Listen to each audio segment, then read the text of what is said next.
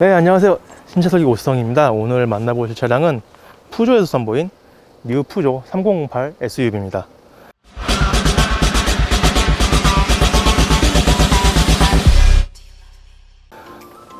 3008은 푸조에서 상당히 인기가 많았던 SUV 차량입니다. 수입차 대비 이제 합리적인 가격대, 그리고 디젤의 이제 높은 연비를 겸해서 많은 인기를 받았었는데, 푸조 전체 판매량의 거의 한 40% 정도까지 된다고 하더라고요. 근데 이전 3008을 기억하시는 분들은 아시겠지만 최신 디자인은 아니었습니다. 이게 푸조 3008이 2007년쯤에 먼저 나왔던 차량이기 때문에 약간 그 헤드램프 위에 이제 점선처럼 끊겨가는 그런 약간 구형 디자인을 하고 있었는데, 이제 푸조에서 508부터 요 사자의 송곳니를 달기 시작했죠. 그 모습을 그대로 3008에서도 이제 누리실 수 있습니다. 부분 변경 모델이고요. 기본적으로 프레임이랑 엔진 같은 걸 그대로 쓰면서 약간씩 변화를 주는 거죠. 보시면 이제 요 그릴 디자인도 약간 뭐랄까 입체적으로 많이 바뀌었고, 또 그릴하고 이 헤드램프하고 경계선이 명확하지 않습니다. 여기서 이렇게 또 디자인이 이어져 가면서 약간 더 확장된 느낌을 주고 있죠. 아무래도 내연기관 시대가 끝나면서 이제 전기차로 갈 때는 라디에이터 그릴이 필요 없다 보니까 그렇게 통합형으로 디자인을 하는 거를 많이 따라가는 추세인 것 같습니다. 앞에 이제 3008이나 이제 푸조에서 새로 바뀐 엠블럼도 이 차부터 적용이 됐고요. 측면에서 보시면은 큰 특징은 없는 것 같아요. 측면에서는 그냥 이렇게 크롬 라인 들어간 정도, 확 눈길을 끄는 부분은 없는데 상당히 실용성에 초점을 맞췄다, 이렇게 보실 수 있습니다. 푸조 자체가 막 고급 브랜드다 이런 것보다는 제너럴리스트로 해서 보급형 차인데 수준이 높게 잘 만든, 외관에서 크게 눈에 띄는 건 없더라도 실내에서는 또 이런 부분도 괜찮네 라고 하실 수 있는 부분들이 은근히 있습니다. 안을 살펴보시면 이 푸조 특유의 아이콕핏 그대로 들어가 있고요. 스티어링 휠이 일단 다른 브랜드보다 훨씬 작습니다. 작고 위아래가 잘려간 Z 스티어링 휠이고, 이런 스위치들 보면 이제 다 비행기에서 따온 디자인을 하고 있고, 요 디지털 클러스터도 이제 탑재가 됐어요. 디스플레이 약간 틀어져서 이제 비행기 콕핏처럼 운전 공간을 확보를 했습니다. 무선 충전기 당연히 있고요. USB랑 이제 파워 아울렛 있고, 이렇게 작은 수납 공간까지도 확보가 되어 있습니다. 전반적인 마감 상태라는 건 소재가 보급차 치고는 상당히 괜찮다. 이런 부분도 해서 알칸타라 소재를 곳곳에다가 다 적용을 해놨거든요. 버튼 만지고 이럴 때 손이 갈 수 있는 부분들인데, 그럴 때마다 촉감이라던가 이런 부분에서는 큰 만족감을 느낄 수 있습니다. 공간 자체는 평이합니다. 중형 SUV인데 국내 중형 SUV들 최근 크기를 많이 키운 거에 비하면 좀 작게 느껴질 수 있지만, 중형 SUV에 들어가는 그 플랫폼 크기를 갖고 있습니다. 뒷좌석 보시면은 그렇게 넓진 않거든요. 지금 이 앞좌석을 제가 운전할 때 정도 공간으로 맞춰놨는데, 뒤로 이렇게 앉으시면은 주먹 두 개가 약간 빠듯하게 들어갑니다. 약간 아쉬운 거는 무릎 공간, 레그룸은 그래도 여유가 그래도 있는 편이라고 할 수 있는데, 요 1열 시트 아래 부분을 약간 밑에까지 더 해놨어요. 그래서 달을 넣을 때 좀 편하진 않다. 여기까지만 들어가면 발등이 이제 걸리거든요. 이거를 조금만 더 파놨으면은 뒷좌석이 훨씬 더 편했겠다는 생각이 듭니다. 앞좌석만 쓰신다면 보통 이제 혼자 운전을 하거나 둘이서 운전을 하거나 이런 경우에는 짐칸 공간이 훨씬 더 중요할 거예요. 캠핑을 간다거나 이럴 수도 있으니까요. 지금 비교를 하려고 가방이랑 이제 쇼핑백을 얻어가지고 나왔는데, 보시면은 공간이 꽤 나오죠. 중형 SUV 치고 짐칸이 좁은 편은 아닙니다. 더군다나 여기서 2열을 접는다고 하면은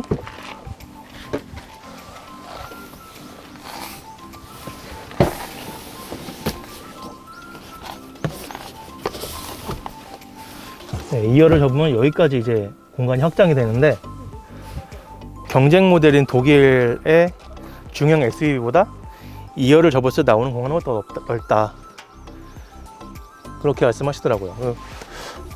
근데 공간은 넓어도 짐은 이제 실을 때 좋겠는데, 여기서도 아쉬운 부분은 남는 게 평탄화가 약간 부족합니다. 경사가 약간 생기네요, 여기가.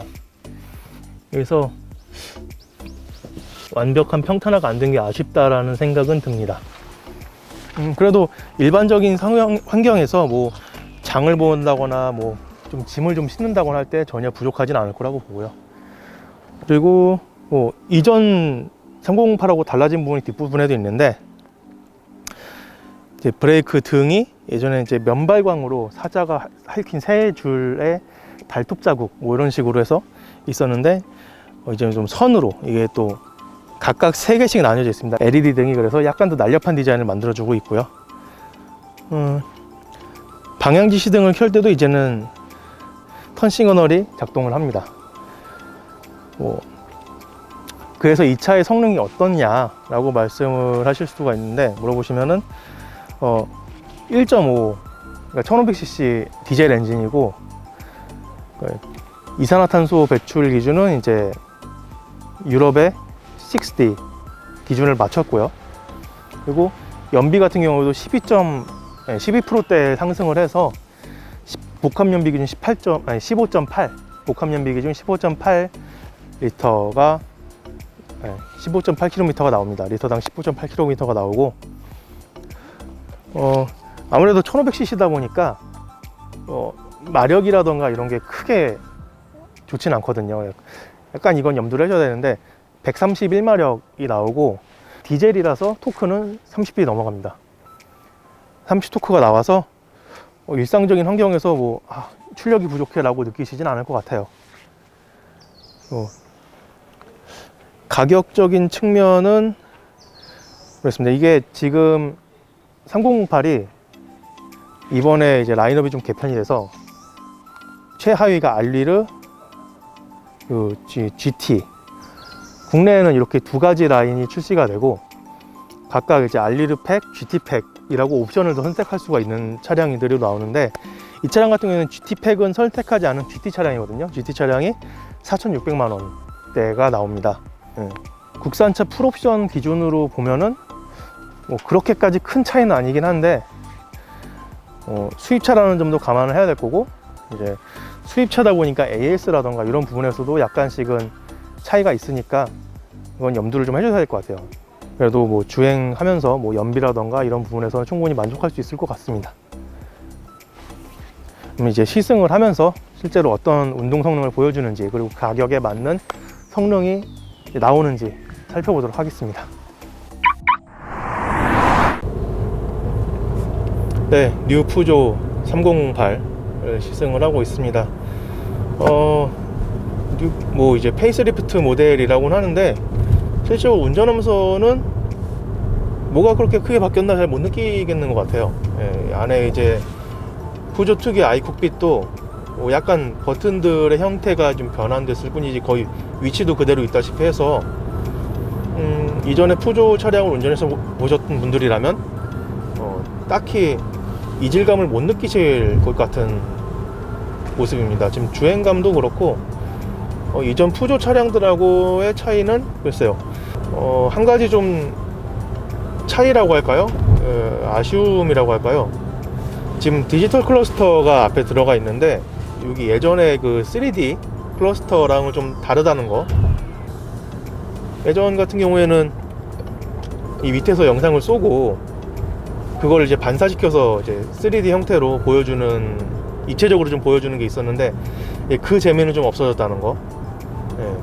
그게 약간의 아쉬움이고, 뭐 그 외에는 일반 이전 푸조 차량들하고 전혀 차이가 없어요. 이 차의 특징이 레벨 2 수준의 반자율 주행 기능을 넣었는데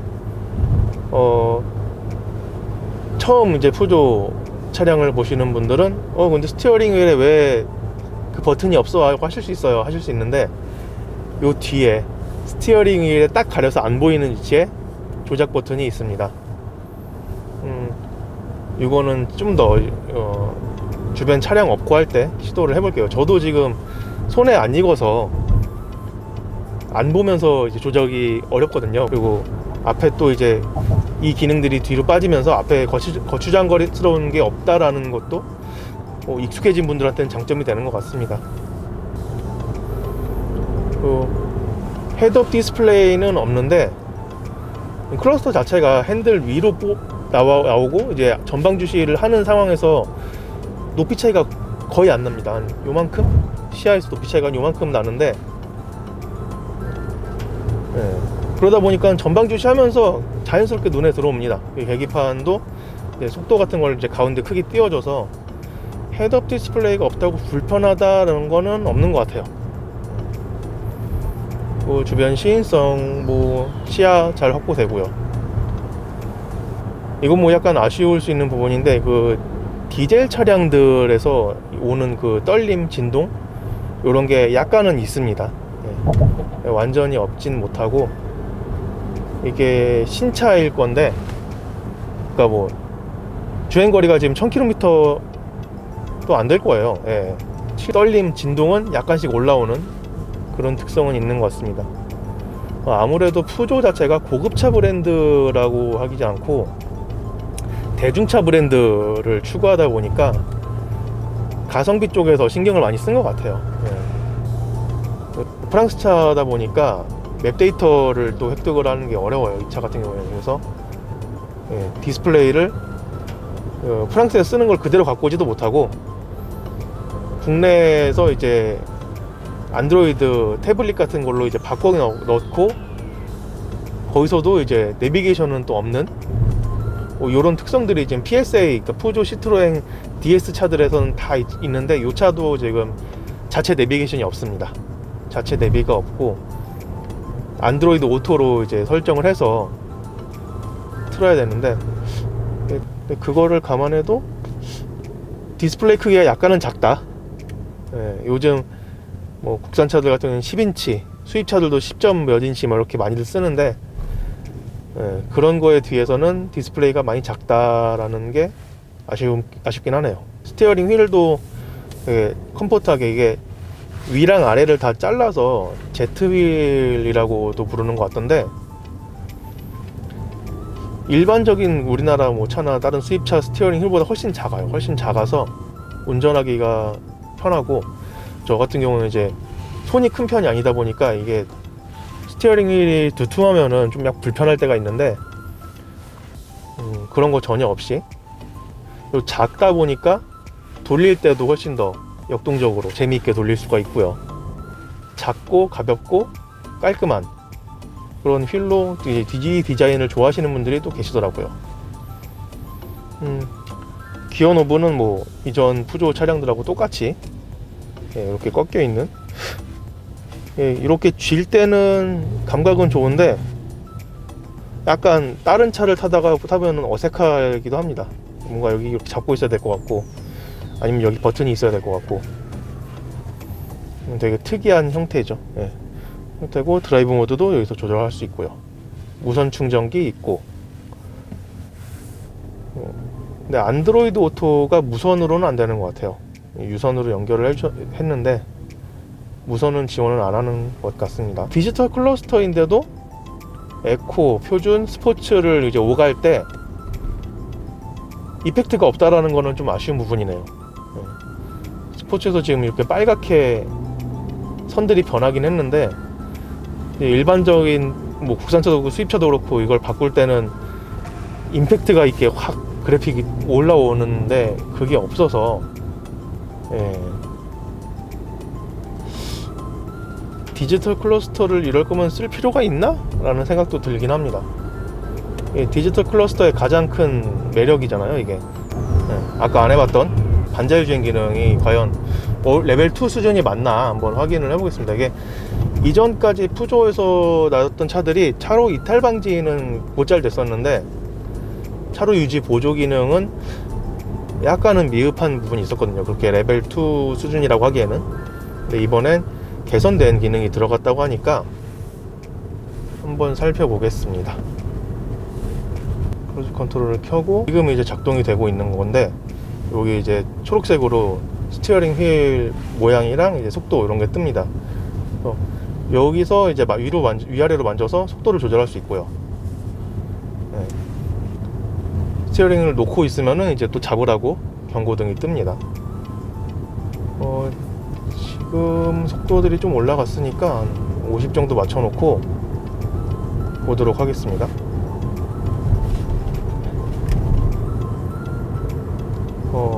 일부 차로 유지 보조하는 기능이 있다는 차들 중에서는 차 폭 안에서 왔다 갔다 하는 경우들이 좀 있습니다.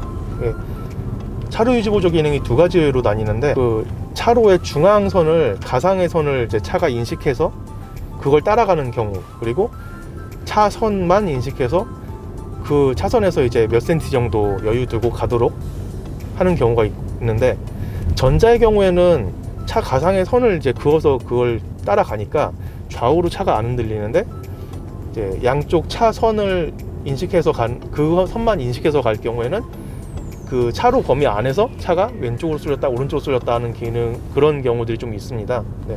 이 차 같은 경우에는 중앙을 잡고 가는 차라고 하고요. 그러다 보니까는 뭐 약간 불안한 느낌이 들 정도로 왔다 갔다 쏠리는 건 전혀 없는 상황이고, 지금 차들이 완전히 멈추진 않고 있는데 스탑앤고까지 지원을 한다고 하네요.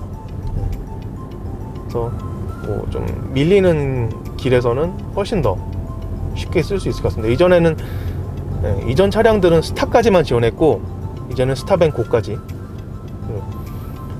지금도 계속 손을 놓고 있는데, 이게 한 번 경고가 뜨고 그 다음에 또 알람으로 또 경고가 뜹니다. 근데 이 텀이 그래도 좀 있거든요. 이렇게 알람이 뜨는데, 요 텀이 좀 있으니까 뭐 급하게 온 문자 확인하고 뭐 카톡 확인하는 정도까지, 그리고 그게 아니라고 해도 그냥 운전하면서 스티어링 잡고 전방주시 하면서 훨씬 보다 편하게 운전할 그런 환경까지는 갖춰지는 것 같습니다. 반자율 주행에서 보면은 뭐 나쁘지 않은 것 같네요. 차량 간격은 원거리, 표준, 근거리 이렇게 세 가지를 지원합니다.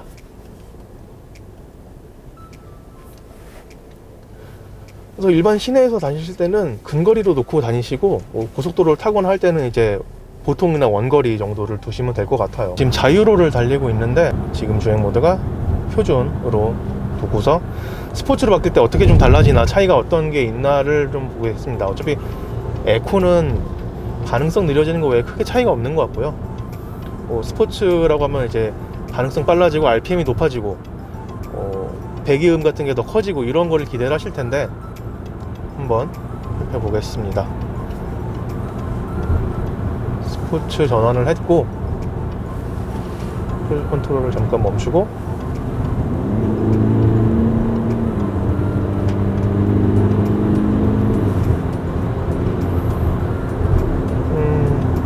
잠깐 속도를 내봤는데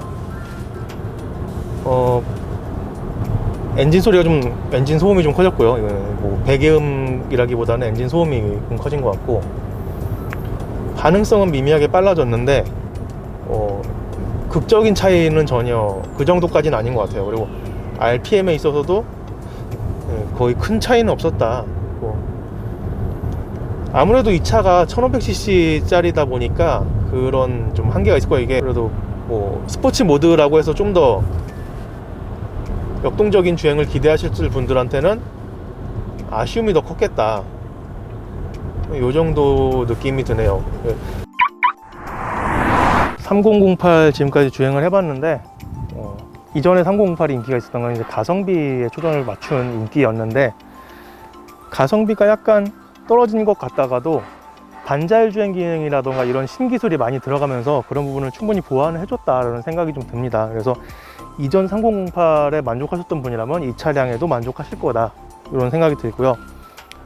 연비 같은 경우는 14.8, 9가 나왔습니다. 이게 공인 연비보다 약간 적게 나왔는데 뭐 북악선 올라갔다가 내려가고 이제 막히는 길 다녔고 이런 부분을 감안하면은 뭐 그렇게 나쁘지 않은 연비라고 생각을 합니다.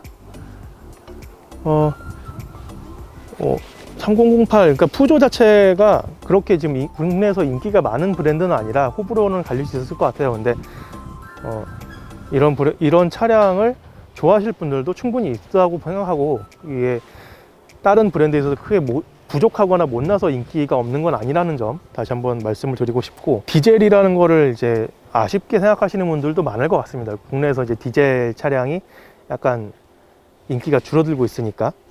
하지만 뭐 친환경성이라는 점에서 뭐 유럽에서 이제 기준 다 충족해서 나왔고 연비도 높아졌고, 그러면 크게 뭐 우려하실 건 아니다, 이런 생각을 일단 해보고요. 때문에 충분히 이제 디젤 SUV를 선호하시는 분들한테는 매력적인 차량일 거다, 이렇게 말씀을 드리고 싶습니다. 지금까지 신차 털기 뉴푸조 3008을 타봤고요. 시청해주셔서 감사하고 다음에 또 다른 차량으로 인사를 드리겠습니다. 감사합니다.